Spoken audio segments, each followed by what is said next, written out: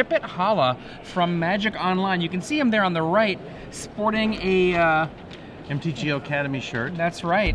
He is constantly on Twitch TV streaming.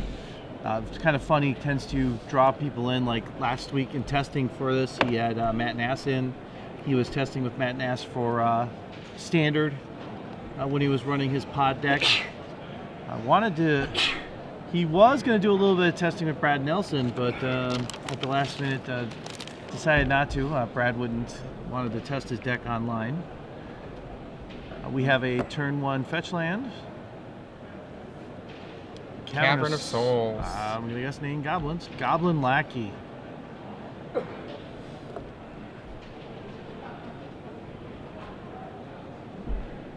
If you're just joining us, there have been 7 rounds of Legacy today. This is only the second round of the Legacy Open that we've broadcast, because today we started out with the Standard Open Top 4. We continued on to the Top 8 of the Star City Games Invitational, and now here we are, 7 of 9.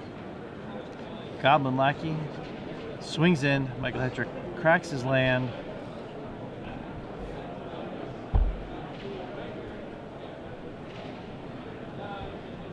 Going to get another land out there quick. 2 Tundra. Goblin Lackey, one of my favorite cards. Snapcaster Mage. And that's just being used as an ambush viper here to take out that Goblin Lackey. This is a real case where the play or the draw was a huge deal. Now we see a post-combat fetch land from Adam. Now if Adam had a Incinerator in hand, he probably feels pretty sad about that post-combat land. I have no idea if he has that Incinerator, but it would be a sad face for Adam if he did. Looks like Michael Hetrick has another fetch land, Counterbalance, Force of Will, Terminus, maybe a Verdilian Click there, and Treat the Angels. One of the cards that really has seemed to make this deck click is the existence of Terminus. A lot of people counted Terminus out when it was first printed, and they said the card we'd be expecting to see was going to be our newfangled Miraculous Time Walk, but no, it is the Miraculous Wrath of God, which is making its way into Legacy. Well, anytime you get a card that has such ability like that, and with the ability of Legacy having so much deck manipulation, that, you know, it's really easy to have a card like that. Someone will find a way to make it work, and obviously the Miracles deck is a perfect place for it. Goblin Lackey here. I don't know if Michael's going to be able to pull a trick out to avoid this one. Takes it. It hits. Dropping Siege Gang Commander. Ouch! This is going to force Michael Hetrick to get an answer quickly. Does he have a Brainstorm in his hand? I don't think so. Nope, because that is Force Will at Terminus. Looks like Jace. Yeah, he's got a lot of answers. Unfortunately, they cost him an awful lot.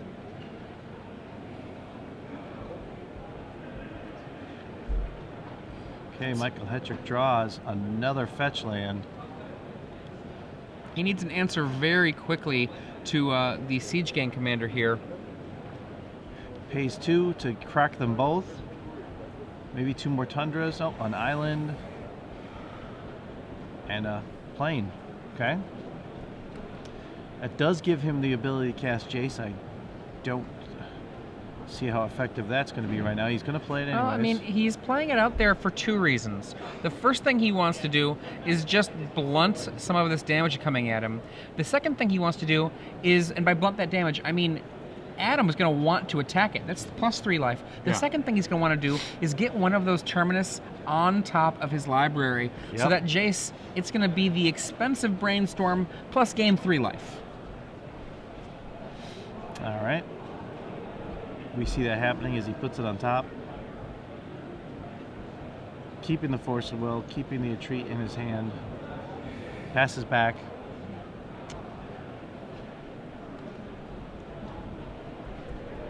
Adam's going to sacrifice one of his goblins to shoot at Jace, taking it to 1. That is time in the round. That is time. Active player, please finish your turn. You have 5 additional turns. Okay. In they come. You can see one coming in at Jace. Goblin Lackey again hits. So we're hitting for 4. It looks like we're going to see a ringleader here off of the Lackey, and that shows Goblin Tinker. That's awesome that he has Goblin Tinker. I haven't seen that in a long time. 2, 3 mountains that go to the bottom. The Tinker can break artifacts for a red mana, and then it gets hit for the casting cost back. And we have a miracle coming. It's a miracle. It's Hallowed Burial, but on a miraculous stick. 2 damage to the head via the Siege Gang Commander, putting the Siege Gang Commander in the yard. I actually think this is a small error here. Probably Adam Westnedge should have sacked a token so he could have a Siege Gang Commander in his deck for tutoring up later, though perhaps he doesn't want to ever draw it again. Okay. We see a Divining Top played for by Michael Hetrick, which he will use right away. Looking at those top 3 cards to send him up the way he wants. One of them looks like a Terminus potentially. Another counterbalance, which he does not need. There's a term that's been running around in Magic for a while now called dirtling. And one of the things I haven't liked about Countertop in the past is it really felt like a deck that spent a lot of time just not really doing anything, but taking a long time to not do anything. One of the things I like about this new Countertop deck, this Miracles list, is it actually feels like it does something while it's doing all of this playing around. Probably that's off of the back of cards like Entreat the Angels and Terminus, which have dramatic effects on the board. Okay. Yeah. All right, so Michael sets up his deck appropriately. Passes back.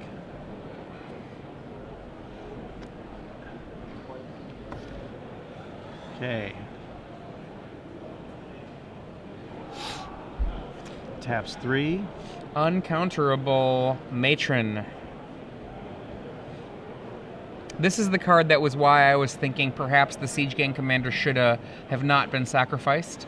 Like I said, the other reason to sacrifice it is maybe you just don't think you're ever going to want it. So if you don't think you're going to want it, sacrificing it's totally the right call. All right, Entreat the Angels for 2.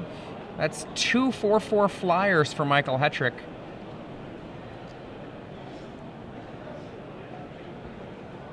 It's a good way to slow down goblins fast, to have 2 4/4 flyers out there.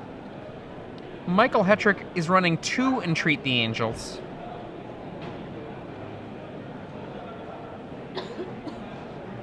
Okay. Players in draft open number 3. Players in draft open number 3.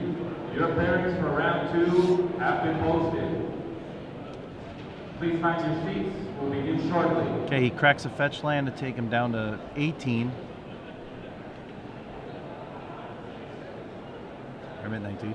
And he now has 4 mana.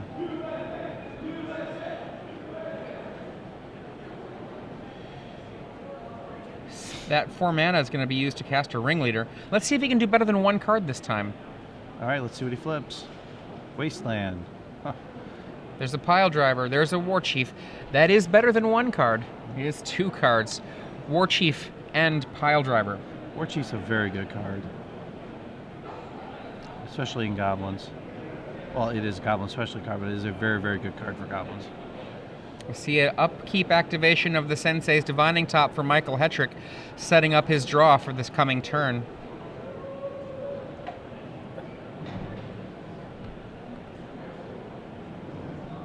All right. Michael swings in. It looks like a click in his hand.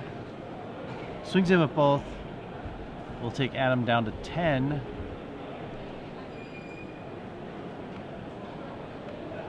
Passes back.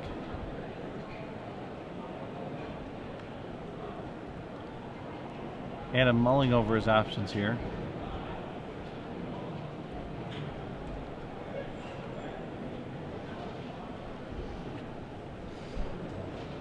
In a pure race situation, one of the things that Adam is looking at is Pile Driver does a ton of damage.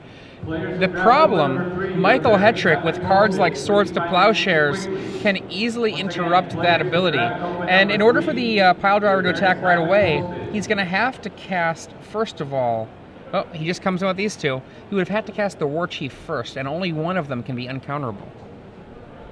Looks like he has 2 Aether Vials in his hand, Adam. A little late to the party with the Aether Vial at this point.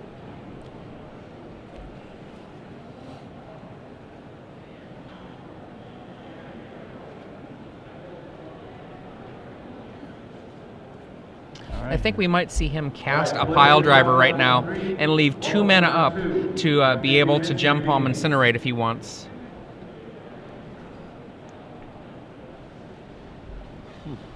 For those of you just joining us, Vendilion Click comes into play. Targeting, it looks like he is considering targeting himself, but he might be sending it towards Adam.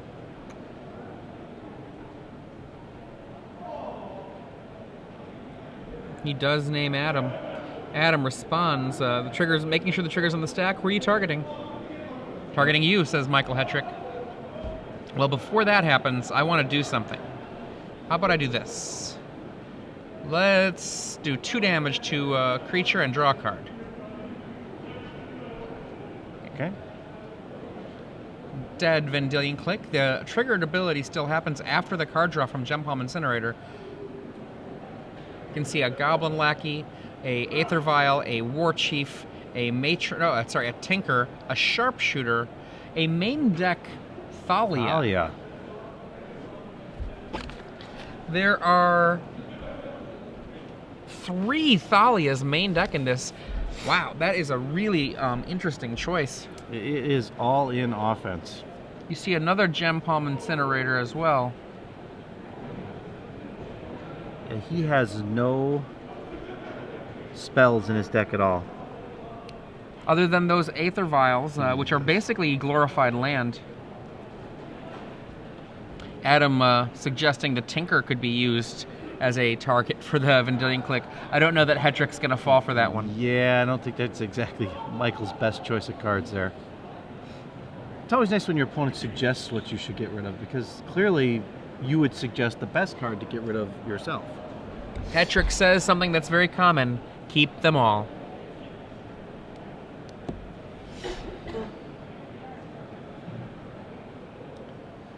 All right, going to use the effect of the top again. See another counterbalance that he'll move to the 3rd card. Draws a land. Swings in for 8. That will send him to 2. Another entreat in Michael Hetrick's hand. Should anything happen to go awry, he can reset aggression, but I don't know that that's a worry.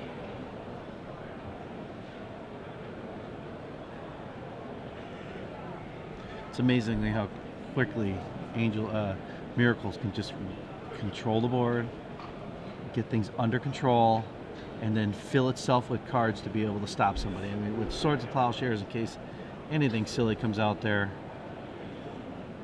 it's a really, really powerful deck. Gem Palm Incinerator, 2 damage to an Angel, just to draw a card.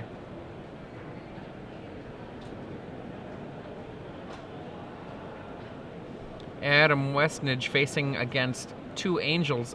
Death coming to him next turn. Michael Hetrick, fairly low life total here. You see a War Chief. A Swords to Plowshares, though, is going to really mess up everything here for Adam. Pile Driver. I want to attack you. I predict the War Chief is going to go bye-bye. All right, Michael, thinking about a decision here. Yes. The War Chief goes down. And that's enough for Adam to pack it up, because he cannot win. To the next game. Sideboarding. These players have some interesting choices. Michael Hetrick, 1 moat. I presume if he's got 1 moat that he might have an Enlightened Tutor in his deck, and there it is, 1 Enlightened Tutor main deck. Humility is another good card against Goblins. Oh, yeah. Goblins is defined by its creatures being incredibly powerful.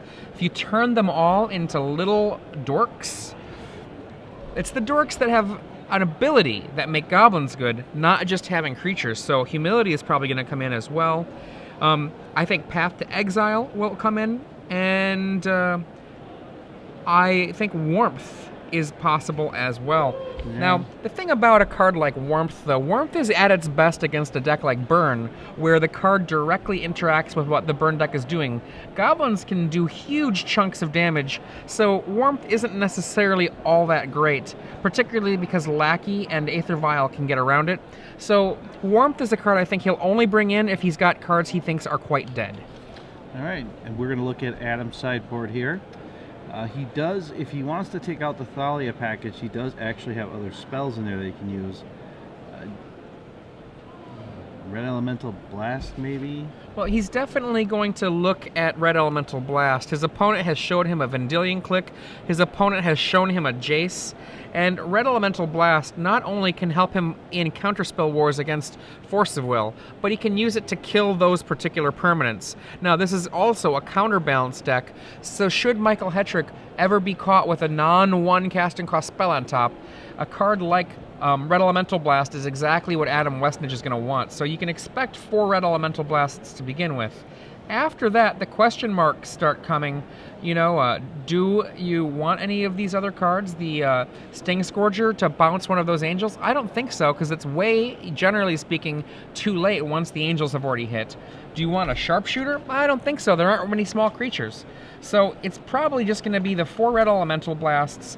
And if he really, really wants to go a little wild, he can put in Relic of Progenitus simply as a card draw spell.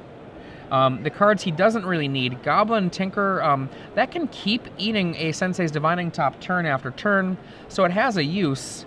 Sting Scourger feels pretty weak, that's a card that can go. Sharpshooter feels weak, that's a card that can go. And perhaps, gosh, yeah, perhaps he could cut down on an Incinerator or 2 just to leave him as a tutor target.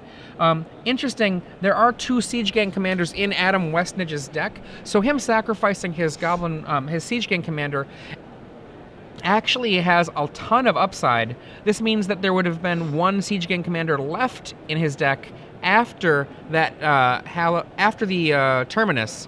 So I think that Adam made a very good call earlier when I was questioning his Siege Gang commander play. But seeing as he has a second one in the main deck, that makes a lot of sense now. And for those of you just joining us, we are on round 7 of 9 of the SCG Open Legacy Series in Atlanta, Georgia. I'm Robert Martin, joined in the booth by Adrian Sullivan. We are seeing Adam Westnedge playing Goblins against Michael Hetrick, blue-white splash red for Miracles.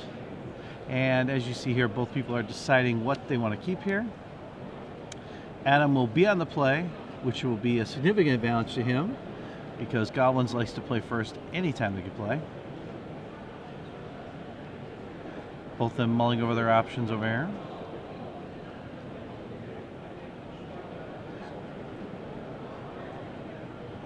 And also, more information that we got earlier, a little bit earlier this afternoon. I don't know if you heard. Nope, we're going to go Goblin Lackey again first turn. Off of a Cavern of Souls, so Force of Will can't stop it, even if you want to stop it. Pass turn. No white for Swords to Plowshare, so this Lackey's going to hit. Now look at the difference here between Game 1 and Game 2. Michael Hetrick on the play in Game 1, so he was able to stop that first Lackey. Here it's a 1-3 miss, so 1 Ringleader, but it can. Oh wow, Port. During the end of the turn, there's a Brainstorm from Michael Hetrick. Now, end of turn brainstorms are not the best kinds of brainstorms, but you know what? When you're under pressure, you cast what you can when you can. So I think what's probably going to happen is if he has a Terminus, I don't see one. I think I see an Entreat the Angels. Yep, that's a Entreat and a Jace. Now he goes to his turn. Draw. Island. Looking for some white mana here. I think he has another. Yep, there is another Brainstorm in hand. All right, just pass turn there.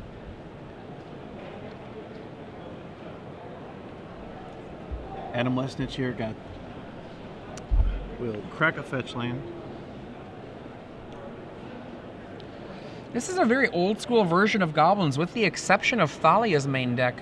It runs Sharpshooter, it has multiple Siege Gang Commanders, it has 4 Pile Drivers. A lot of the decks don't even run Pile Driver anymore. I think the other new card, Krenko Mob Boss, definitely having proven itself in Goblins at this point, seeing play all throughout the various Goblins lists at the top of the field in our Invitational tournament this weekend. Right. Adam will swing in with both. Drops another one down on the field. Flips again. And complete hits whiff. Nothing. Now you saw the Relic of Progenitus that I was talking about before. The Relic, its primary purpose in being boarded in, I think, is just to be a simple card draw spell. And it also has a potential minor purpose as being an insurance policy against weirdness. But I don't know what weirdness that would be. He just casted a card that went off screen, which we cannot see. Okay, another Brainstorm by Michael Hetrick here. There's the Terminus. No white mana able to take advantage of that Terminus. Okay. There's the Relic of Progenitus back on the screen.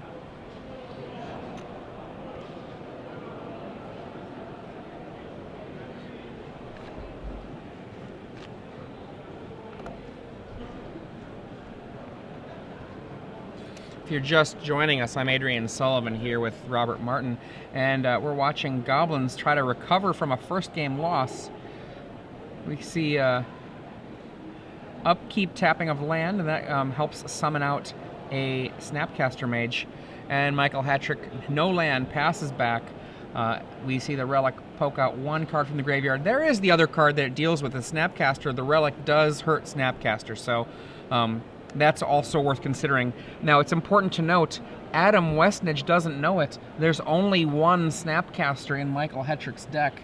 So at this point, Relic of Progenitus is only really a card draw spell for Adam Westnedge. All right. Adam's going to shuffle up here.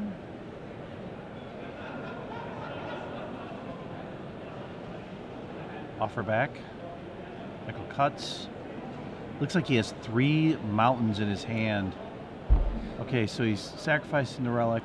He needs something else outside of a mountain.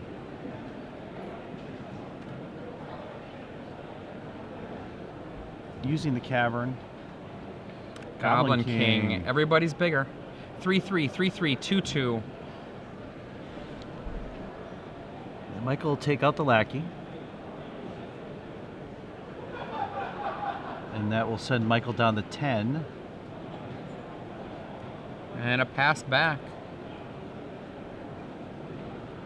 I think that's all she wrote here for Michael Hetrick.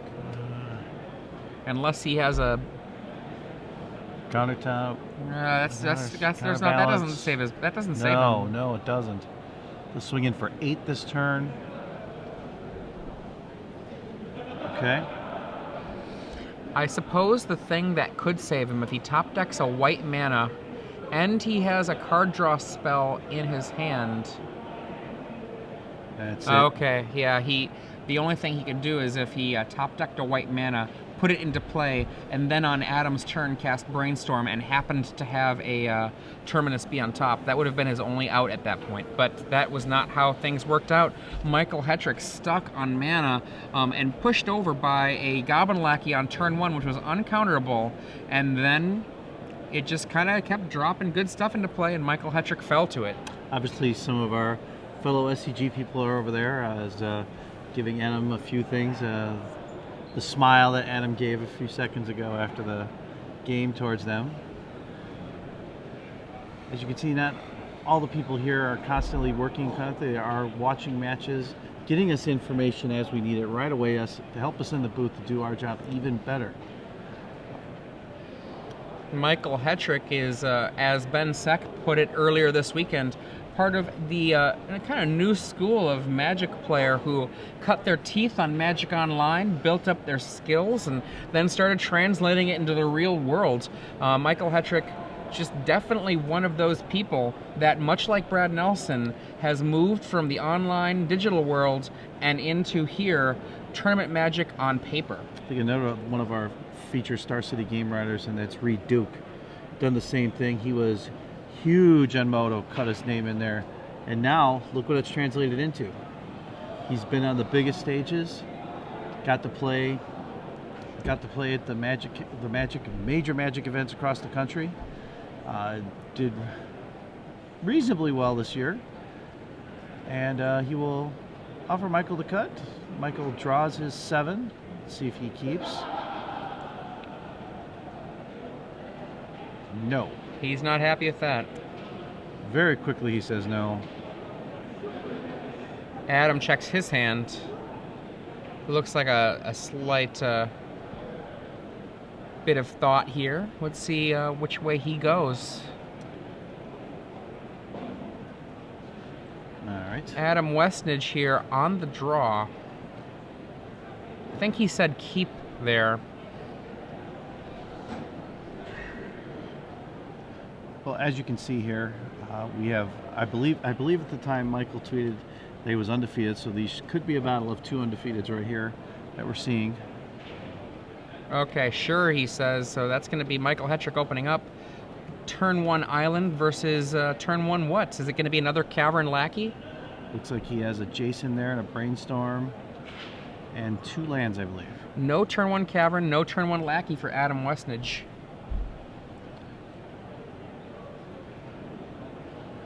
All right, a fetch land by Michael Hetrick, pass his turn. Adam, before the end of the turn, will crack his land, taking him down to 19.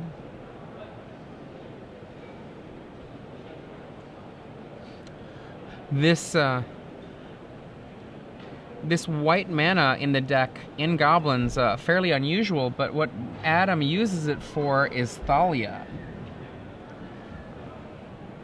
It's got 3 main deck Thalias. We've yet to see any of them, though.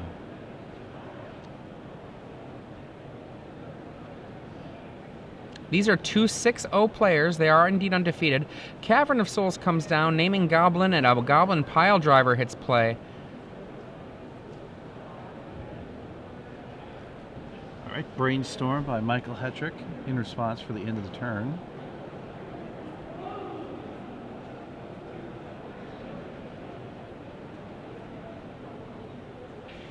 Looks like, is that a Entreat the Angels, or is that a putting Jace on top?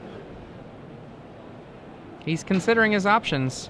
I believe I see a Moat, a Humility, a Swords to Plowshares, a Jace, and 2 land. Here's Goblin Pile Driver for you out there. 1 in a red, creature Goblin, protection from blue. Whenever Goblin Pile Driver attacks, it gets 2 +2/+0 to the end of turn for each other attacking Goblin.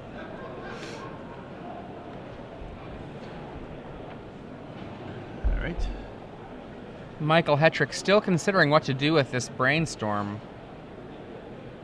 Puts back a Entreat the Angels, I believe 2 cards down. And it looks like he wants to draw one of these cards. He had the option to shuffle it away, but he doesn't do it. There's a Scalding Tarn, and he'll just pass again. Boy, a Hasty Goblin right here would really help, because that makes that Pile Driver even better. I did not see, he does have a Sword to Plowshares. I did not see the 1 Snapcaster in there to maybe shoot that guy down, but we'll see. In for a mere 1.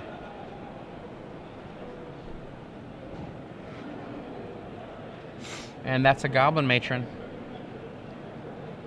Goblin Matron tutoring up any Goblin that Adam Westnedge likes. Now there's an interesting moment that's about to happen. On the next turn, Michael Hetrick can lay Moat. There are literally 0 flyers in Adam Westnedge's deck. Moat, white 2, enchantment. This is a card from Legends. Means that all non-flyers cannot attack. I believe you have to be a flyer or an island walker in order to be able to attack. And should Moat hit, the only way left for Adam Westnedge to win would be on the back of cards like Goblin Sharpshooter, of which he has exactly 1 in his main deck and might not have any more. The other card, Siege Gang Commander. That's an awfully hard road to climb if those are your two options to winning goblins. I've definitely seen it happen a lot back in the day where what you'd have to do in order to beat goblins is you'd have to have, you know, a way to shut down that kind of effect, even if you had them otherwise held back. But it's been a long time since goblins has been actually configured to do that. Wow. Like, it would used to be that you would have them configured with that option, just in case. But it's been a long time. Goblins is not geared for fighting against Moat like it occasionally would do long ago in about maybe four years past. All right, we'll see Michael Hetrick play it. Boom! Now, Wow. Adam Westnedge, he has to use direct damage. His 75 cards that can do it, 1 Goblin Sharpshooter, 2 Siege Gang Commanders. He does have 1 Sharpshooter on the board too, but none of these cards are particularly effective usually against these Miracle decks. Moat, I guess it's just non-flying. If you've got Island Walk, that's not good enough. So yeah, non-flying creatures cannot attack you. We're gonna see perhaps a Matron here? Or does he have a Sharpshooter already? Here we go, Matron. Hunting up a Sharpshooter or a Siege Gang Commander, almost certainly. You can see the Siege Gang Commander at the forefront of that deck there. Siege Gang it is. It's gonna be a tough road, but you know, Adam's gonna give it a shot here. Before this weekend, I know that I saw a lot of hubbub about, hey, on Twitter, does anyone have a Moat? Oh, and there is the lockout. There are no ways for Adam Westnedge to beat Moat plus Humility. He needed to get creatures that would be able to use activated abilities to get damage through the Moat. Humility turns it all off. Now, he's continuing to play here. Perhaps he... I'm trying to see if there's anything else that he can do. I don't see any flying. Yeah, that's it for him. It's all over but the crying. Compliments about the wristbands that we've been doing this weekend. So- I want to take a moment to thank the CSC staff who has been helping do us another out. one. Slow down, slow down. You're walking out with your Yeah. bag. There you go. You can see Michael Hetrick pointing out the humility. No. Aether Vial? Or no, Genesis, draw a card. I mean... Oh, even better. Put Jace out there. I mean, the only thing that Adam Westnedge can actually do to win the game is to deck Michael Hetrick. I don't think that's going to happen. Interesting. Now, is- Michael does not know that Adam is locked out. Michael is presuming, since Adam hasn't conceded, that maybe that white mana will get Adam out of this. I mean, I can't think of any other card that that Adam would be trying to bluff here, essentially. We see a red blast to hit the Jace. some form of disenchant effect? Yeah, that's the white mana that Yeah. that he's looking at. Yeah. I mean, those cards aren't in Adam's deck. No, but Yeah. I'm saying if you're Michael, what kind of card? Some form of disenchant effect Yep, to that's knock one of the two of those Now, out of the the way. thing that's kind of weird about this is I suppose you could say that Adam might be hoping to get a draw here by hopefully surviving long enough that that Michael Hetrick isn't able to kill him. Because remember, with the humility, all creatures are 1/1s, and that includes angels. Yeah. And a draw for Adam is better than conceding. Terminus. Take that, little goblins. I think Michael Hetrick, by the way, this is a joke, so don't think I'm serious. I think Michael Hetrick is falling into the decking plan that Adam has. Really? Hence that's a joke. there it we is. go. Adam knows that it's basically looking pretty poor for him right there. And there, Michael Hetrick's like, do you have an answer to this? Is there a way out? Well, maybe Adam will show him later that he did not have an answer to this at all. Attention players But in $10 booster draft number 4. as you can see, Michael Hetrick wins 2 games to none. We're going to get ready for another match shortly. Michael Hetrick moves to 7-0, putting himself in position to potentially top 8 the Legacy series here. He did come off of winning a Legacy Open series recently. That was Los Angeles, That correct? was Los and, Angeles. He did a. I guess I'll say he made me frown a little bit with one of his wins. Do you know which one I'm talking about? I forget. I know I watched an awful lot of it. Well, there was a game he played, or a match he played against Patrick Sullivan, and oh yes, Patrick I may Sullivan. I may have been on the other side of the cheering section. Well, it's Nothing hard. against Michael Hetrick. No, no. I'm just always going to cheer for Patrick Sullivan. It's going to be hard to find anyone Patrick would play that I would cheer for them instead of Patrick. Yeah, Patrick Sullivan, just a really nice guy. I got the opportunity to interview him while I'm here. Just a really wonderful person in general, and yeah, it's hard not to root for him. Okay, look at this. We go from ship it to sip it.